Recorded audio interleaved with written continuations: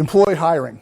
You have independent contractors. If, in fact, you tell them when to show up, you provide tools for them, and you provide the vast majority of their income over the course of a year, they are not an independent contractor, they're your employee. All right? There's a couple ways to get around that. If they're your employee, I do not recommend you do your own payroll. This white hair, I'm not that old. This is payroll. All right? There are many, you think about it, federal withholdings, state withholdings, FICA withholding. Every year. Right. And they're all due on different days. All right? And people are changing stuff all the time. There's companies, my bank, for example, $2 a paycheck. They wired it to their account. I didn't even have to write a check. I tell you, I had 250 employees for a while. I got writer's cramp on payday. You know, signing 250 checks. That was bad.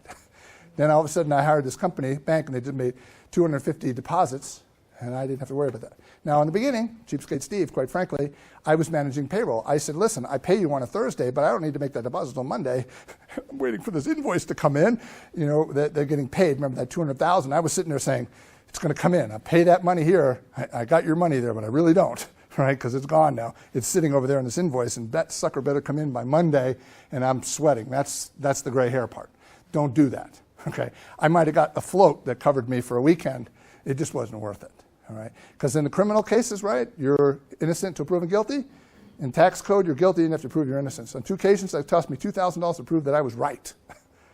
So that's $4,000 I ended up paying somebody to show that I was the right person in that scenario. Okay. So, what does Steve believe in? Freelancers. Okay.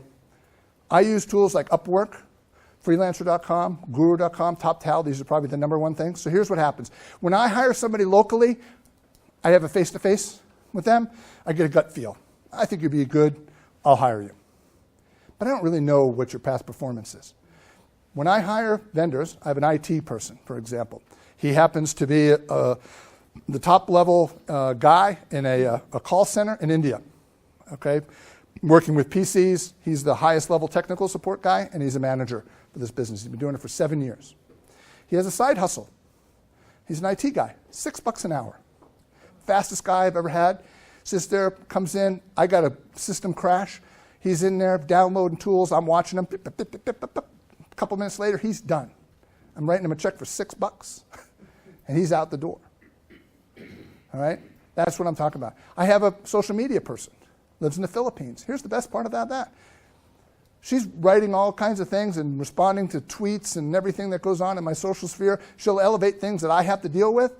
But the rest of the stuff, the mundane stuff, follow them back, do this other kind of stuff, send a thank you, do all that kind of stuff, all the things that are routine, she just does all of those stuff for me. Again, about $6 an hour in the Philippines. Does that for me. Here's the other part of that.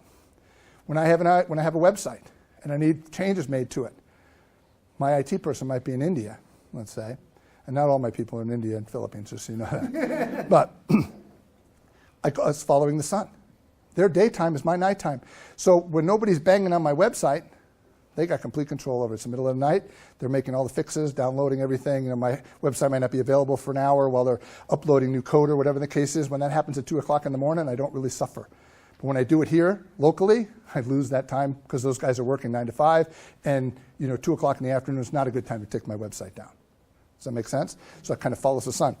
Every time, anybody bought anything on eBay? Right? You know how eBay works, right? Buyer, seller rates themselves at the end of the transaction. Same thing happens here. I get to see what every other person that is hired that person said about them. Are they punctual? Do they meet budgets? Do they communicate properly? Do all these other kind of things. So when I hire somebody, I have a better hiring record because I can see what all their previous employees are, how much money they've made, all the narratives that anybody has said about them when I hire them. So even when I hire somebody local, I hired a graphic designer here that was local here in Colorado Springs, I did the same way. I don't care about currency translations or anything like that. That's what I would recommend. If you do the payroll, you got payroll withholdings, your poster requirements, all those other kinds. We do not make it easy for you to employ people.